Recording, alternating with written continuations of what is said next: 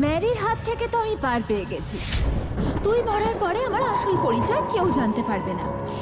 এই ওষুধটা আমি বিদেশ থেকে আনিয়েছি। তুই মরার পরে সব ঠিক হয়ে যাবে। এমা এমা এমা, এতে যদি কারোর দোষ থাকে তো সেটা তোমার।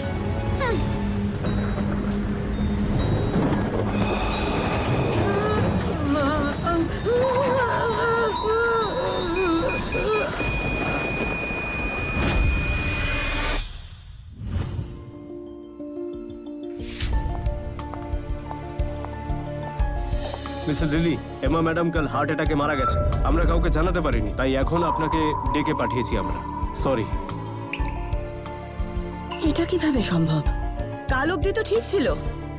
এমা আন্টি, কাল অবধি তো তুমি সুস্থ ছিলে, হঠাৎ তোমার কি হলো?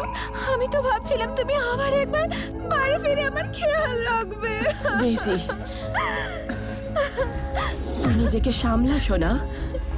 এমা এটা জেনে খুশি হবে যে তুই ওর কথা এত ভাবতিস। স্বর্গে গিয়ে শান্তি পাবে। এমা আন্টি কত ভালো মানুষ ছিলেন, ওনার সাথে এটা কিভাবে হলো? দাদা, তোমার এটা তদন্ত করা উচিত।